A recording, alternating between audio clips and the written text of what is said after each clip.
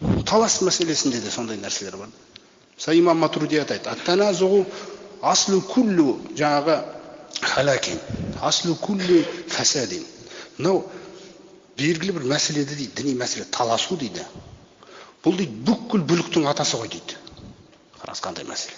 Бүкіл бүліктің атасы дейді ол нәрсе. Ол қайдан алған ол сөзді? Имам Абу Ханифаның қасына екі адам таласып келеді. Алып келеді адамдар. Құран жаралған, Құран жаралмаған. Я имам Абу Ханифа, мына екі кісі Құран жайында таласып жатыр. Құран жаралған, Құран жаралмаған. Мысалы. Сонда имам Абу Ханифа айтады. Кесіп айтады ол кісі сол жерде. Фитнаны бір жолата шешу үшін да. Сонда айтады: "Фала тусалли халфахума." Мына екеуінің артында намаз оқымаңдар деп қатты айтады. Сонда Абу Юсуф айтады: "Имам, жарайды, Құран жаралған деген адам туралы сөзіңіздің орны бар сияқты. Айын жаралмаған деген адам туралы қалай кіргізіп жібереміз ол кісіні де сондай нәрсе. Иннахума таназаға дейді. Екеуі тартысты ғой дейді. Ваттаназугу бидатун дейді. Ал өзара тартысу діни мәселе, ол бидғат дейді. Көрдіңіз қандай мәселе? Өйткені Алла Тағала Құранда бұйырған: "Ва атиуллаха ва расулаху." Аллаға және елшісіне бойсұныңдар. Қараңыздар. Ва ла таназау. Алла Тағала харам қылған тартысты, харам қылып тастаған оны. Арақ қалай харам, тартыста солай харам. Ол тек қана бір үлкен муштахид, ғұламалар, әдебін, әр нәрсені түсінетін.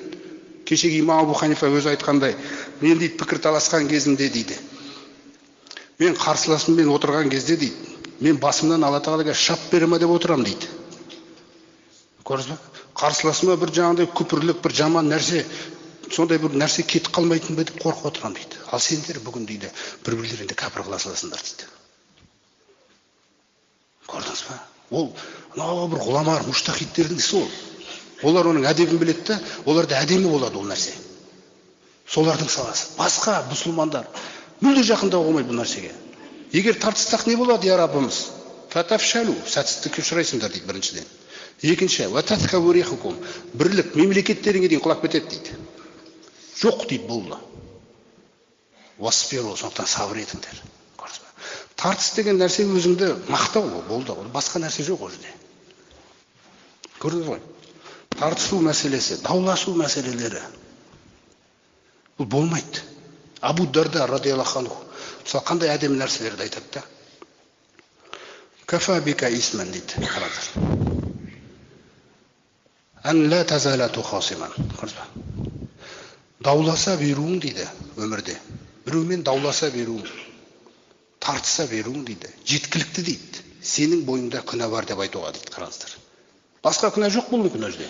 Бірақ осы қасиет жеткілікті дейді. Сенің бойыңда күшті күнә отыр деп айтуға дейді. Ал керек болса. Соқтан мұсылманға бізге бір-бірімізді жақсы көру бұйырылғанда, жақсы көруді кедергі жасап келатқан нәрсе бар ма? Соны қуып жіберіңіз, бауырыңызды қумаңыз. Мынаны қуып жіберіңіз. Көрдіңіз бе қандай мәселе?